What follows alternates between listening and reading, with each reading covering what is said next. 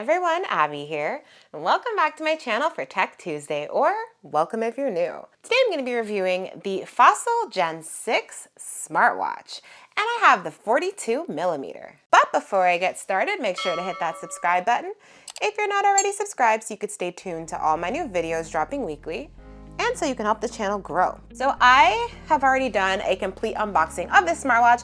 If you're interested in watching that, you can find that at the top right or in the description below.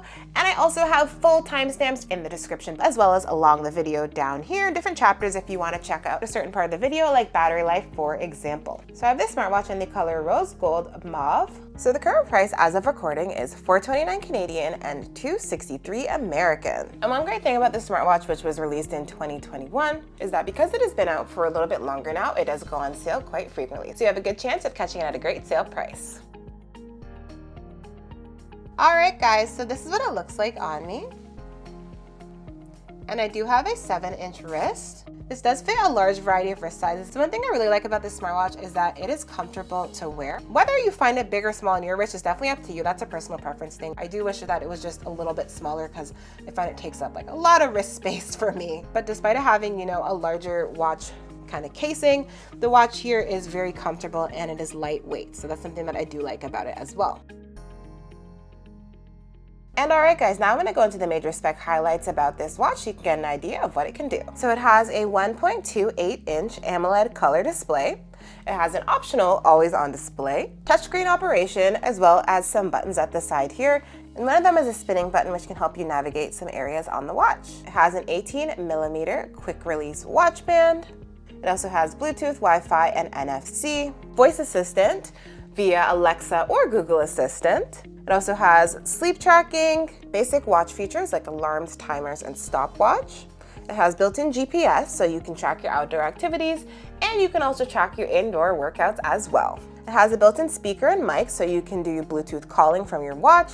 It tracks your daily metrics like your steps, your calories burned, your heart rate, and your SpO2. It's also water resistant up to 3 ATM or 30 meters and can be worn in the snow, rain, and swimming. You can see and reply to smartphone notifications. It also has music download ability, and you can listen phone-free via Bluetooth headphones. This smartwatch is also compatible with over 100 apps on the Google Play Store. Now, these are not all of the specs about this smartwatch, but as you can see, I'm definitely running out of screen space here, and these are the most important, I think.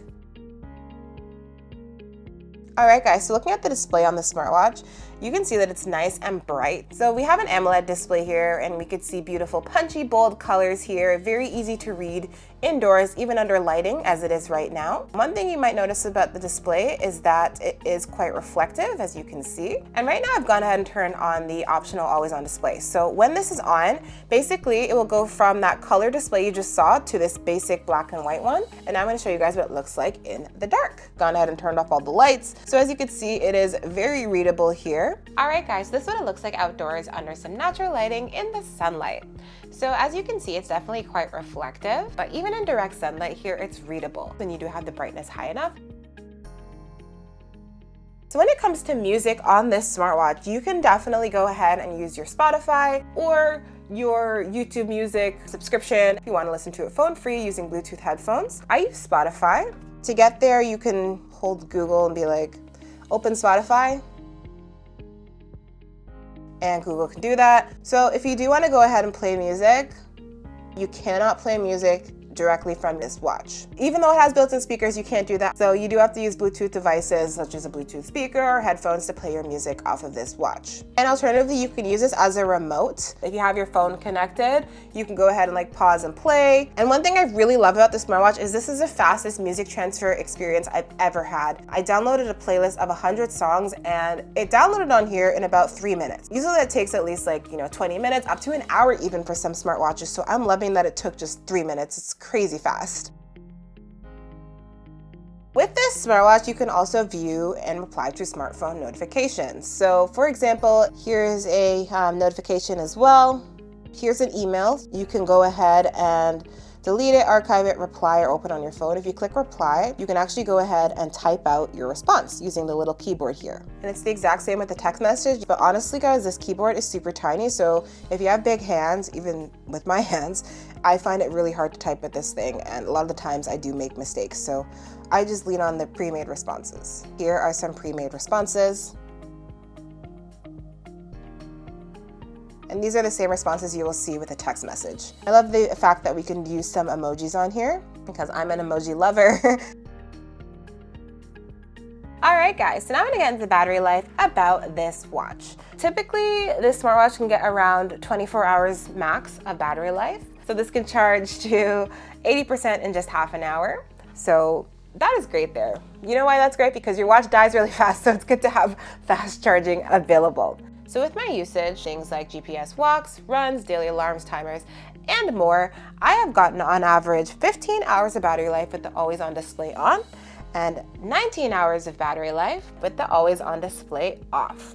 Now, that is quite surprising to me because typically with smartwatches, when you turn on the always on display, the performance is just really bad. But here, it's very similar to when I had it on versus off. So this is a smartwatch where I can say, like, if you want to use always on display all the time, feel free because you're not going to see that much of a difference. You are able to push the battery life a lot if you put it on power saving mode. But one thing I want to say is that if you put on battery saver mode, it does stop a lot of things. So you're not getting your Bluetooth on, you're not getting your Wi-Fi on, you are turning off your heart rate sensor, and a lot of things like that. So if you're in a pinch, you can definitely push your battery life, but you are going to be losing some of those, classic smartwatch features. So if you're someone who you're okay with charging your smartwatch every single day, then I think this can be an excellent option for you. And one thing I want to say about battery life is that battery life is something that heavily varies between each individual.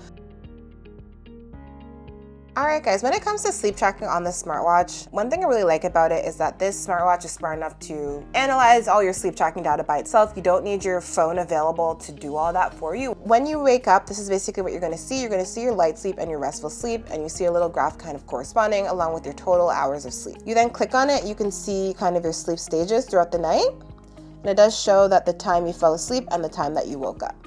And then you can see your average sleep for the last few days.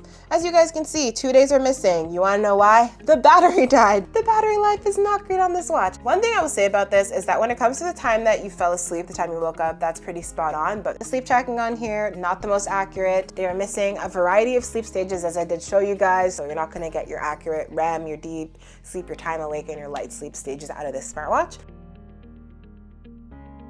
All right guys, so now I'm gonna show you some watch faces that I have on this smartwatch.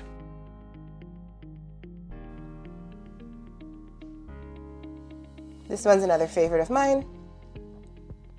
And if you go ahead and click on the little settings option, you can go ahead and change some things, like font style. Some of them you could change the color as well. And if you want to view more, you can go ahead and click over here. You can alternatively head over to the Google Wear OS app. We still see there's not a huge amount of options here, but we do have some good options out of the ones that are available.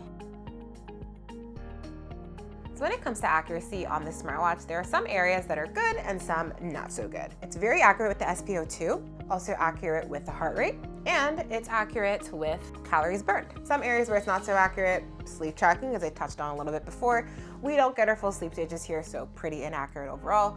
Another area is the steps. I find that the steps are a bit high at times. For example, I took 100 steps, back and forth, counting them out.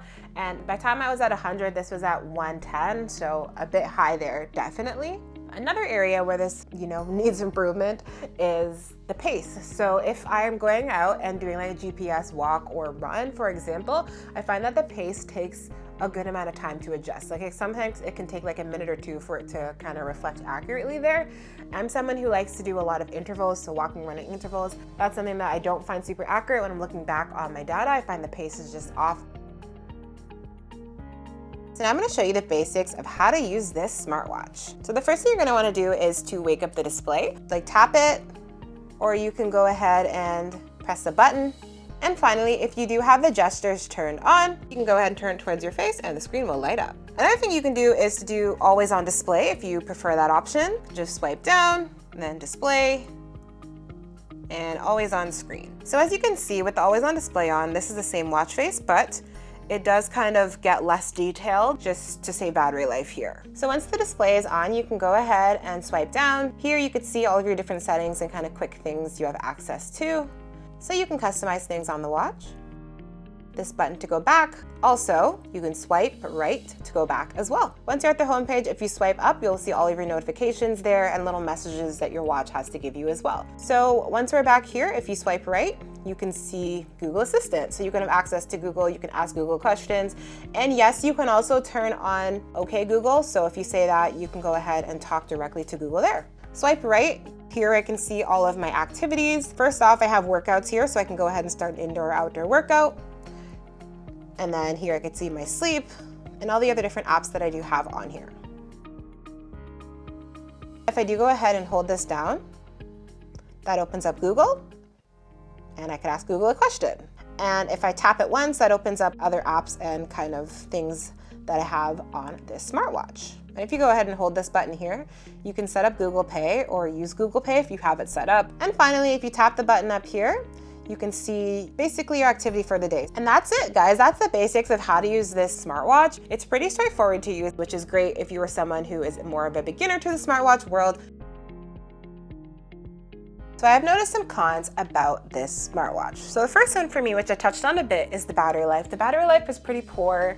It's short. You know, you can't push it past a full 24 hours. So I definitely don't like that because once again, I find it incredibly inconvenient having to charge my smartwatch every single day. Another con for me is that I didn't have a built-in women's health app. I'm sure you could probably get some off of Google Play, but it doesn't have a proprietary women's health. So for me, that's a big oversight from Fossil, from Google. You know, women want to be able to track their menstrual cycle or daily symptoms, stuff like that, and that wasn't available here. So that's something that I don't love and I would have liked to see. Another con for me is that the heart rate sensor here has not been like continuous 24-hour. It's basically like tracking my heart rate every 10 minutes or so.